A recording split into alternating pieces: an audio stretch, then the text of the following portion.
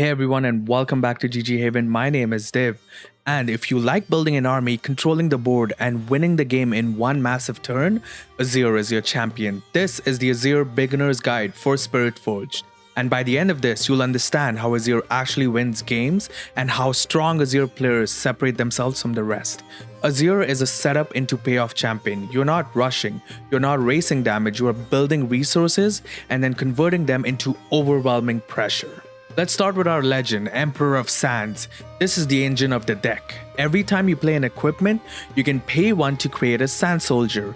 No equipment means no army. So, use your equipment wisely. Here's a competitive tip. Good Azir players plan their turns so they always can trigger the legend ability, even if the equipment looks small or efficient.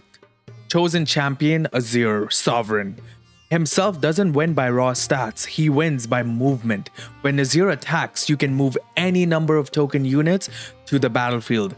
This is how Azir closes games, by relocating an entire army at once. Don't try to telegraph this. Sometimes you will hold Azir back in base for that one extra turn so you can completely commit the next turn so that you can take over that battlefield and get that conquering point. Next, we have our signature spell, Arise. This is not a value card, it's a finisher. You don't cast it early, you cast it when it ends the game. Here's a competitive tip for you. If Arise doesn't immediately swing tempo or threaten lethal for you to win the game, you probably shouldn't cast it yet. Your battlefield supports different plans. So let's talk about the battlefields. Trifarian War Camp. It adds power and helps you push damage, making your Sal soldiers even more threatening. Ornn's Forge makes equipment cheaper and supercharges your legend engine so that you can completely play those equipments for cheaper and get your sand soldiers out. Hallowed Tome protects Azir and gives you time to rebuild. Competitive tip for you, top Azir players choose battlefield based on turn order, not just effects. Sometimes the weaker battlefield is correct because it forces awkward attacks. Your champion unit supports the plan. Now, for our champion units, Fiora. Fiora applies pressure and forces answers.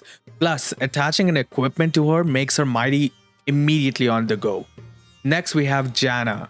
Janna buys time, heals your board, and removes threats.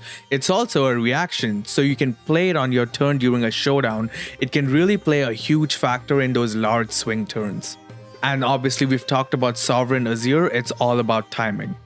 Competitive tip for you, if your opponent spends removal on Fiora or Janna, honestly that's a win. It means Azir can stay uncontested for that amazing swing. For our units, we're only going to be running one unit, the Unsung Hero, who might actually turn up the hero because it helps us by drawing 2 on that. Making it mighty is fairly easy with equipment and spells. Speaking of spells, we're running a lot of spells in this deck. So first, everyone's favorite, Charm. This is pure positioning control. You move an enemy unit to break formations, pull blockers away, or force bad trades. Defy, this is your protection. Your counter key removal or disruption spells. Competitive tip, holding Defy in your hand often wins those games, so I've learned it. My opponent has Defy, I'll obviously try to cheat it out, so make sure to keep your Defies in hand. Discipline gives a temporary power plus a draw. You can make those cards mighty immediately by playing Discipline. This also helps you win crucial combats without committing extra units. Desert's Call. This is your token generation. It quietly builds your board and sets up explosive turns. Never underestimate how fast this can scale up. We have Emperor's Divide going next. This is battlefield manipulation. You reset friendly units. You send friendly units to base to dodge bad combats and prepare an Azir repositioning the turn after. Not so fast as your counter spell. It counters spells or abilities that target your units or gear. This is your insurance against removal heavy decks. Wind Wall, a very hard counter, one of the strongest counters in the game. This stops basically any spells outright and protects your big turns. Arise, we've talked about the signature spell, it's your finisher. You convert all of your equipment that you have, you basically use it to create multiple sand soldiers and immediately ready them. Next, we have our yellow spells. So let's talk about Cull the Weak. Easy, each player sacrifices a unit. One thing about this is a very strong spell when your board is wide. If this feels bad to cast when you're killing one of your own unit, you're probably behind and probably not worth it to use the spell. Facebreaker, both units get stunned. This shuts down combat damage, and especially if they're attacking to you, they'll have to move their unit back. Hidden Blade, clean, efficient removal. You can also use it to kill your own sand soldiers and basically draw 2, denying your opponent a clean developmental turn. Salvage, you destroy a piece of gear to draw a card. If you have excess equipment, just destroy your resource or destroy a key resource of your opponent's. Next, we have Death Grip. You sacrifice one of your units, so your sand soldiers, to massively boost another and draw a card, so you can use it to boost your Fiora, turning her mighty. This turns a small sand soldier into a serious threat. If you know something's gonna die this turn, you can use that to basically buff another unit. Guards, more sand soldiers with the option to ready them. You can also hide this card, perfect for surprise blocks or setting up pressure the following turn. Moving on to our equipment, we have BF Sword. Big power, big threat.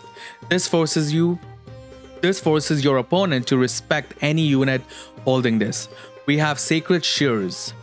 This provides value on that. If the equipped unit dies, you draw a card. This makes your trading units much more favorable because you get to draw a card. Eye of the Herald, one of the best equipments in this deck. Movement payoff. Every time an equipped unit moves, you gain another body. This is perfect for when Azir or your sand soldiers attack, because you get those extra tokens back again in your base. Brutalizer, efficient, immediate pressure. It's best used during the mid game to maximize damage and obviously to use your Azir legend trigger. And we have simple, good old reliable Doran Shield. Gives you stability and protection. This keeps key units alive and helps you survive those grindy long games, which with a control deck such as this, you might be facing onto. So this is our final deck list.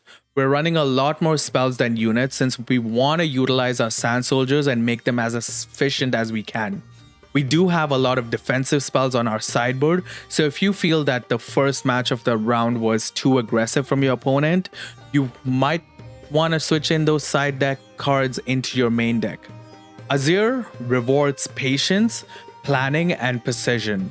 If you enjoy control decks and controlling the flow of the game and winning with one massive decisive turn, this deck is for you. It can catch your opponents off guard if they're not paying attention. Alright, this has been Azir's Beginner's Guide for Riftbound Set Spiritforged.